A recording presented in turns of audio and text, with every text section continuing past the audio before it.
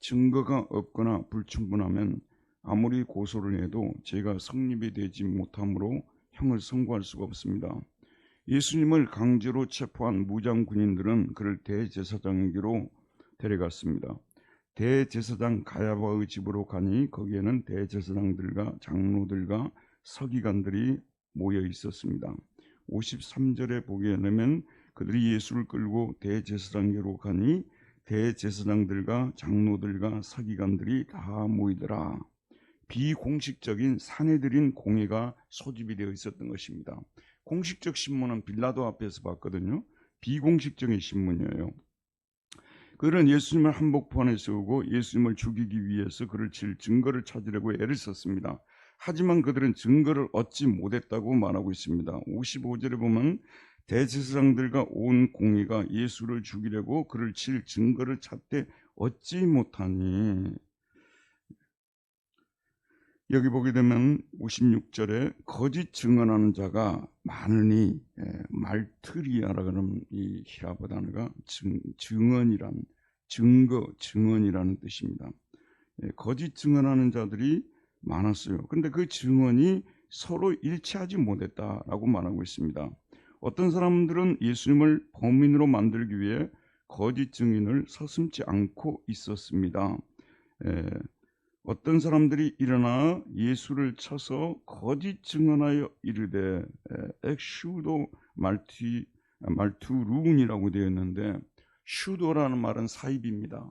사입이라는 뜻은 비슷한데 아닌 걸 사입이라고 하잖아요. 너무 비슷해서 진짜인 줄 알았는데 아닌 것을 사입이라고 하는데, 너무 비슷한데 자세히 살펴보면 아닌 증언을 하고 있는 거예요. 그게 이제 58절에 나오는데, 우리가 그의 말을 들으니 손으로 지은 이 성전을 내가 헐고 손으로 짓지 아니한 다른 성전을 사흘 동안에 지으리라 하더라 하되, 자, 이들의 증언은 사실과 일치하는 것처럼 보였습니다. 왜냐하면 예수님께서 너희가 이 성전을 헐라 내가 사흘 동안에 일으키라, 요한복음 2장 19절에서 말씀하셨거든요. 너희가 이 성전을 헐라 내가 사흘 동안에 일으키리라. 그러나 그들은, 그 거짓 증언자들은 예수님이 말씀하신 그대로 증언하지 않았습니다.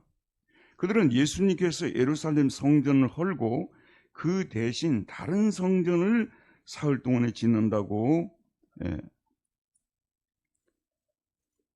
말을 덧붙여서 증언했습니다. 이를 통해 예수님을 성전 파괴자로 만들어 예수님을 사형에 처하게 하기 위함이었습니다. 예수님은 너희가 이 성전을 헐라 내가 사흘 동안에 일으키라고 말씀하셨지 다른 성전을 짓는다고 말씀을 한 적이 없죠. 오늘 말씀 보면 너희가 이 성전을 헐라 내가 사흘 동안에 일으키리라고 했지 다른 성전을 짓는다는 말을 하지 않았습니다. 예수님은 메시아가 올 때까지만 잠정 예배 장소인 예루살렘 성전을 없애고 본래의 성전을 지어주고자 하셨습니다. 원래 예루살렘 성전은 메시아가 올 때까지 잠정적으로 하나님을 예배드리는 곳이었거든요. 그러니까 그걸 없애고 본래의 성전을 지어주고자 했던 것입니다. 누구든지 언제 어디서든지 하나님을 만날 수 있는 그런 성전, 그 어떤 것들을 통해서도 결코 할 수 없는 온전한 성전을 지어주고자 하셨습니다. 예수님은 지금의 예루살렘 성전을 헐고 다른 더 좋은 성전을 지어주려는 것이 아니라 지금 있는 예루살렘 성전을 온전하게 만드는 그런 성전을 지어주고자 하셨습니다. 예수님의 십자가 부활을 통하여 자신이 친히 성전이 되어주시겠다는 말씀을 하셨던 것입니다. 예수님의 이 말씀은요, 철저히 이스라엘을 돕기 위해서 하신 말씀입니다. 하지만 거짓 증언자들은 예수님의 말씀을 왜곡하여 예수님을 성전 파괴자로 만들려 하였습니다. 그런데 이들의 증언들까지도 서로 일치하지 않았다고 말하고 있습니다. 59절에 보면 그 증언도 서로 일치하지 않더라.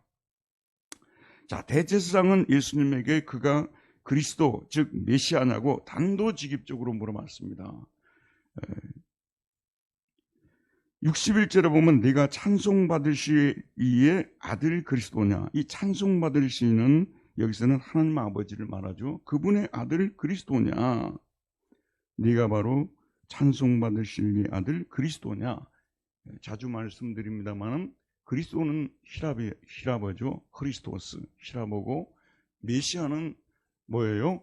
히브리어죠. 둘 다 기름 부음을 받은 자 똑같은 뜻이라고 말씀드렸습니다. 네가 바로 그리스도냐? 메시아냐? 이게 물어봤어요. 예수님께서 그 자리에서 즉시 대답하시는데 내가 그니라 라고 말하고 있습니다. 내가 그니라. 에고의임입니다. 예수님께서 자신이 메시아이심을 드러내실 때 자주 사용하던 어법이 에고에이미, yes I am, 내가 그다 이렇게 말하고 있습니다. 그러면서 또 62절에 보게 되면 예수께서 이르시되 내가 그니라 인자가 권능자의 우편에 앉은 것과 하늘 구름을 타고 오는 것을 너희가 보리라. 인자가 권능자의 우편에 앉은 것과 하늘 구름을 타고 오는 것을 보리라. 이 말씀은요, 다니엘서 7장 13절을 인용하고 있습니다. 다니엘의 환상을 통해서 하나님께서 장차 예수님을 이 땅에 보내주실 것을 예언하고 있는 이 다니엘서 7장, 여기서 인자가 나오는데 사람의 아들이라는 뜻이죠. 인자가 권능자의 우편에 앉은 것과 하늘 구름을 타고 오는 것을 내가 보리라. 바로 그 인자가, 예언된 인자가 바로 나다고 주님이 말씀하고 있습니다. 여러분, 예수님은 지금까지 자신이 메시아임을 계속 비밀에 붙여왔습니다. 소위 메시아적 비밀을 계속 공개하지 않았습니다. 그런데 이제 예수님은 그 비밀을 완전히 공개합니다. 자신이 바로 하나님의 아들 그리스도 메시아이시고 구약에 예언된 인자라고 당당하게 밝히십니다. 왜 그럴까요, 여러분? 이제 때가 되었기 때문입니다. 예수님은 오늘 이 사건이 목요일에 일어난 사건이거든요. 내일이면 십자가를 지십니다. 이제 죽기 전에 자신이 메시아이심을 밝혀서 예수님 자신이 자기 죄 때문에 죽는 것이 아니라 메시아로서, 구주로서 그들의 죄를 없애기 위해 죽는다는 사실을 정확히 알려주시기 위해서입니다. 여러분, 모든 것을 숨기고 있다가 하더라도요, 언젠가는 밝혀줘야 될 때가 있는 겁니다. 그래서 예수님은 이제는 밝혀줄 때라고 생각해서 자신의 신분을 정확하게 알려주시는 것입니다.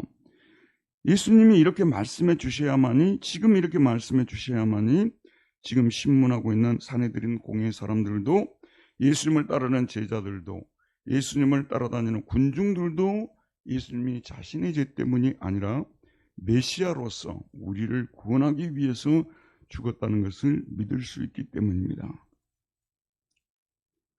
대제사장은 예수님이 자신이 하나님의 아들 메시아라는 말을 듣고 분노를 느껴서 대제사장이 자기 옷을 찢으며 이르되 우리가 어찌 더 증인을 요구하리요. 옷을 찢었다는 것은 이제 더 이상의 증인이 필요 없으며 그들의 말을 들어볼 필요도 없다는 것이죠.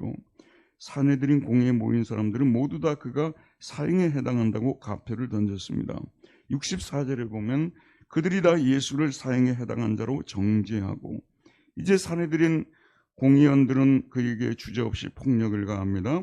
어떤 사람은 그에게 침을 뱉으며 그의 얼굴을 가리고 주먹으로 치며 이르되 선지자 노릇을 하라 하고 하인들은 손바닥으로 치더라. 여러분, 오늘 말씀을 묵상하면서 궁금한 점이 없습니까? 지금 이 시간에 제자들은 어디에 있습니까? 이들이 보이지 않습니다. 생각해 보십시오, 여러분. 예수님이 누구신지, 그가 하신 말씀이 어떤 말씀들이었는지, 그가 행한 행동들이 무엇이었는지를 직접 목격한 제자들이야말로 이 법정에서 최고의 증인 자격을 갖춘 사람들 아니겠습니까? 그들은 예수님을 무려 3년 동안이나 따라다녔습니다. 그런데 지금 대제사장과 사내들인 사람들이 예수님을 죽이려고 증거들을 찾고 있고, 거짓 증언자들이 거짓 증언을 늘어놓는 이 시점에 그들이 보이지 않습니다. 예수님께서 지금 사형 선고를 받을 때 누가 나서서 막아야 합니까? 누가 예수님에 대해서 올바른 증언을 해야 합니까? 제자들 아닙니까? 이들이 증언을 하기만 하면 지금까지 거짓 증언을 했던 자들의 말은 거짓으로 바로 드러날 것입니다. 그런데 이 심각한 상황에서 제자들이 눈을 씻고 찾아도 없습니다. 다 어디로 갔는가? 제자들은 예수님께서 체포되는 그 순간에 다 도망가 버렸습니다. 50절에서 51절을 보면 제자들이 다 예수를 버리고 도망하니라. 한 청년이 벗은 몸에 배 홈리브를 두르고 예수를 따라가다가 무리에게 잡히며 배 홈리브를 버리고 벗은 몸으로 도망하니라.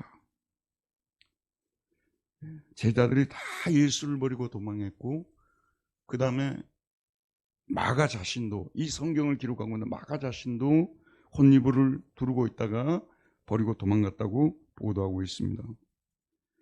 자, 모두가 도망가고 없는 이 상황에서 주목해 보십시오, 여러분. 유일하게 한 사람이 예수님을 따라 대제사장 가야바의 집의 뜰로 숨어들었습니다. 그가 누구입니까? 베드로입니다.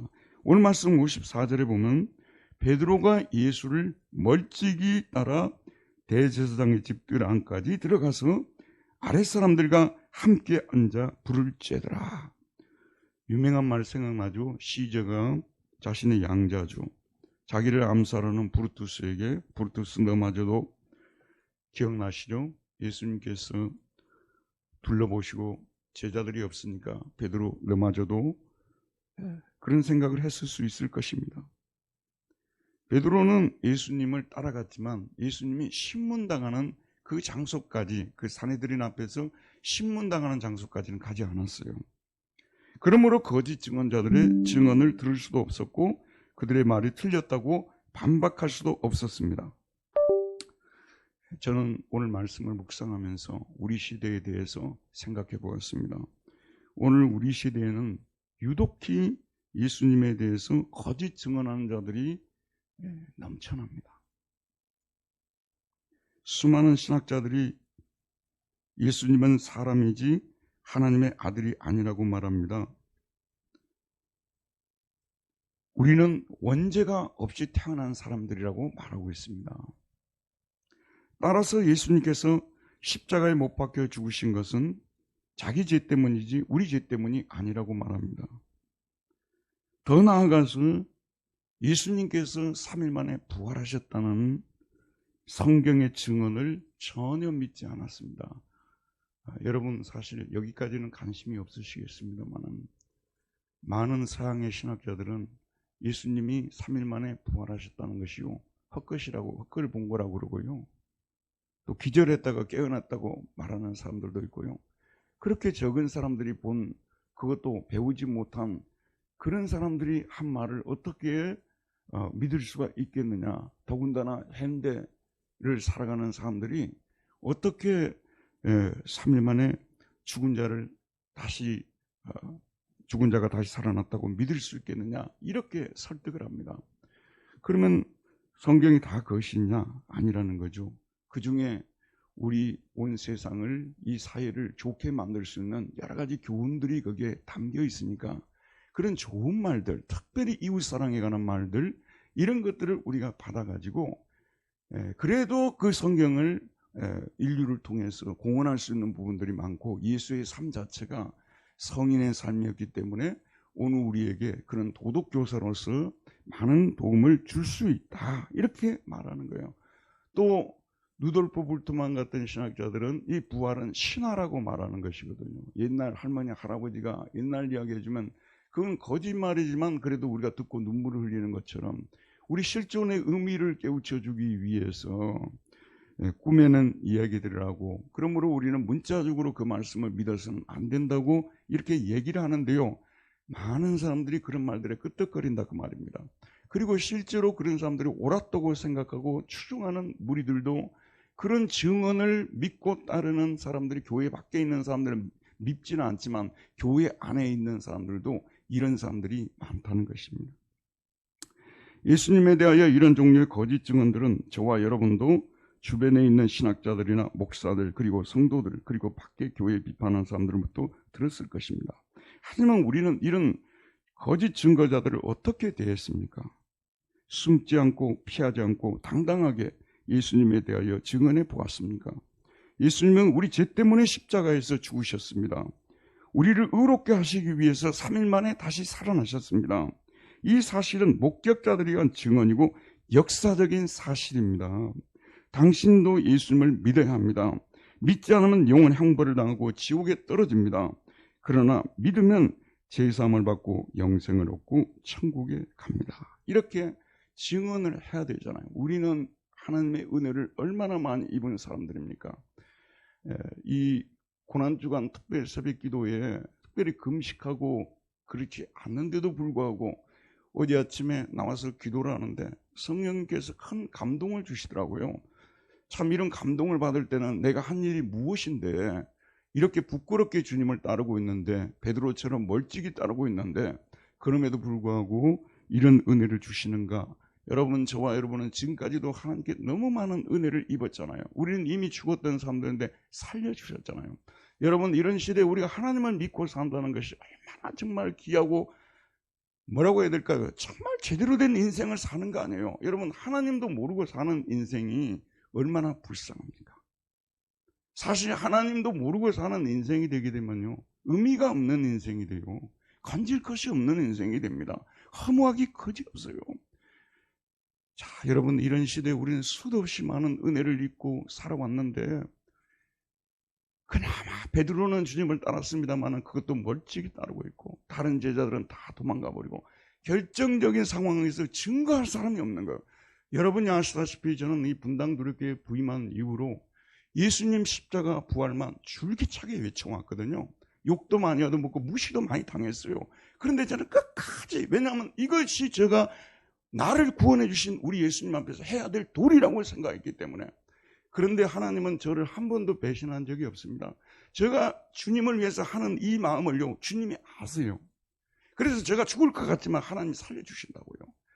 여러분, 우리 기독교가 세상에 대해서 할 일이 많지만 십자가 부활의 복음을 잃어버리고 그것을 사람들 앞에 여러분 일평생 단 한 번도 부끄러움을 무릅쓰고 욕 얻어먹을 각오하고 맞을 각오하고 전해보지 못했다면, 저는 베를린에 있을 때요, 이런 복음을 전하다가 심지어는 중학생들이 길에 다니면서도 저 사람 이상한 목사라고 그런 소리까지 들어봤습니다.